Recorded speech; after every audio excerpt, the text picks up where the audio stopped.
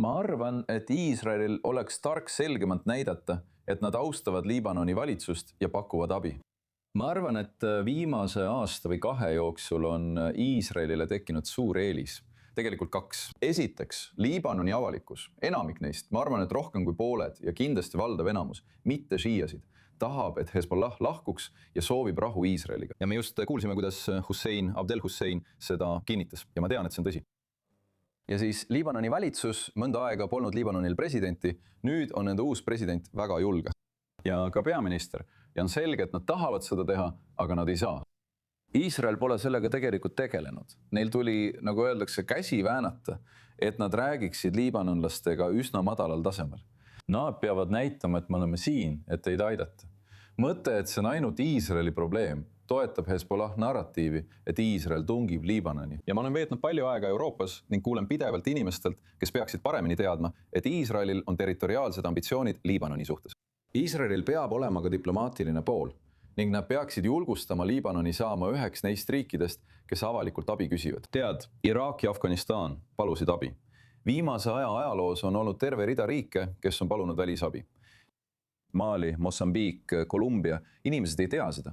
ÜROs on olemas mehhanism, mille kaudu saab paluda välisvägede abi ja Liibanon vajab seda selgelt.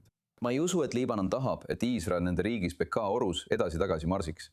Ja iga kord, kui mõni Liibanoni tsiviilisik hukkub, kahjustab see seda väärtust, mida ma just mainisin. Kui ma ütlen, et Iisrael peab muutma viimase 45 aasta paradigmat, mis on olnud ainult sõjaline jõud, siis mitte sellepärast, et ma tahaksin, et Hezbollah ellu jääks. Ma tahan, et nad kaoksid. Aga ma arvan, et see võib olla tõhusam viis. Kui sa kasutad ära fakti, et Liibanon selgelt tahab seda, võib-olla pakud ka altkäemaksu suure abi näol, mis ootab laheriikides, et minna Liibanoni kohe, kui Hezbollah on kadunud. Ja lood ülemaailmse konsensuse, et see on globaalne probleem. See ei pea olema Belgia väed. Ma arvan, et Araabia väed ja Aafrika väed. Pea meeles, Hezbollah on ümber piiratud. Nad on nüüd ümber piiratud ühelt poolt Liibanoni relvajõudude poolt, lõunas Iisraeli poolt, põhjas ja idas vaenuliku Süüria poolt. Ja selle probleemi lahendamiseks on olemas viis, mis ei hõlma ainult Iisraeli ega ainult Liibanoni relvajõude, sest nad ilmselgelt ei suuda seda üksi teha, vaid tuleb teha midagi nutikat ja loovat. Ja ma ei näe seda praeguselt Iisraeli valitsuselt, kus samad ministrid ühel päeval nõuavad, et Liibanon midagi teeks ja samal ajal ähvardavad Liibanoni taristut kahjustada. Kui nad seda ei tee, siis pilgatakse Liibanoni selle eest, et nad ei suuda midagi teha ja öeldakse, et Iisrael peab kõik ise ära tegema. Ma arvan, et meil on vaja paremat plaani ja see on teostatav. Ma arvan, et selles, mida sa just ütlesid, Dan, on palju tõtt ja ma olen Ruhadiga väga nõus sinu öeldu põhiosades. Aga siin on probleem, kus vanker pannakse enne hobust. See tähendab, et kuni jõudude tasakaal riigis pole muutunud, on Liibanoni valitsus liiga hirmul, et minna ja paluda julgeolekunõukogul sekkuda ning tuua sisse välisrahu valvajad, et võidelda Hezbollahiga. See pole lihtsalt veel võimalik. Ja ka Iisrael, olles liiga avalik ja asetades Liibanoni valitsuse olukorda, kus justkui nemad paluvad Iisraelilt abi, ma kardan ja kahtlustan, et Iisraeli otsustajad, isegi need, kellel on nende läbirääkimiste suhtes hea tahe, kardavad oma Liibanoni valitsust nurka suruda. Sul on õigus. Joosep Allen on esimesel kohtumisel astunud mõningaid julgeid samme. Ja ma arvan, et sellel viimasel kohtumisel ja relvarahus, mis sellest välja tuli ning sisuliselt Hezbollahale väljakutse esitamine, et nad trotsiksid 2 valitsuse tahet relvarahu saavutada, sul on õigus. See oli väga oluline samm Liibanoni valitsuse jaoks ja hea samm Iisraeli jaoks. Ja on tähtis seda argumenti esitada, eriti Euroopas. Sul on täiesti õigus. Filosoofiliselt on siin probleem. Elus on aegu, kui tuleb valida kõige vähem halb variant. Ja sa tead, et iga variant on halb. Jaa, sul on õigus, siin on asi tagurpidi. Sul on täiesti õigus, aga see on kõige vähem halb, sest Iisraeli kogu Liibanoni okupeerimine ja PK oru suunas liikumine oleks hullem. Aga Iisrael pole kunagi, ei jättes Liibanoni relvajõud. Need on nende plaanid.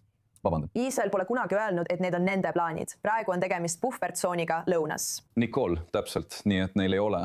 Aga ma ei ole kindel, et see on kõige vähem halb variant. Puhvertsoon takistab sissetunge. Aga Iisraelil oli ka väga ebapopulaarne 18-aastane Liibanoni okupatsioon, kus puhvertsoon maksis umbes 25 sõduri elu aastas. Ja praegu maksab puhvertsoon umbes 3 sõdurit nädalas. Aga Iisrael ei suuda seda taluda.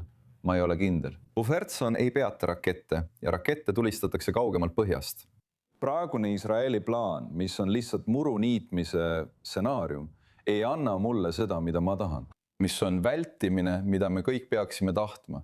Nimelt sellise sõjapidamise vältimine. See aitab organisatsioone nagu Hezbollah ja tegelikult praegu ka Iraani, mis on lõputu sõda, kulutussõda. Kõige ebapopulaarsem sõda Iisraeli ajaloos oli siis, kui Egiptus tõmbas Iisraeli kulutussõtta kohe pärast 6-päevast sõda, kus sõdurid surid pidevalt ja strateegilist eesmärki polnud näha. Iisrael on 45 aastat pidanud vahelduva eduga kulutussõda Hezbollahga. See ei toimi ja on aeg leida parem, vähem halb valik. Vaata, jällegi, sinu jutul on palju tõtt sees, aga ma pole kindel, et see on kõige vähem halb valik. Tegelikkus on see, et meil on 100 000 inimesi, kes elavad meie põhjapiiril ja on viimased kuud veetud peamiselt varjendites, ilma et nad näeksid mingit tulevikku. Ja pole sugugi selge, et praegusel hetkel suudaksid Araabia ja Aafrika väed, kes tegelikult ei kaitse oma enda riiki või ükskõik milline kolmas osapool midagi kaitsta. See ei ole kaitsmine. Uta korraks. Anna mulle eed. NATO Abiga. See, kes ei kaitse oma enda piire, ei saa kunagi omada sellist motivatsiooni nagu Iisraeli sõjavägi. See on lihtsalt reaalsus. Sul on õigus, et on mõistlik töötada teistsuguse tuleviku nimel.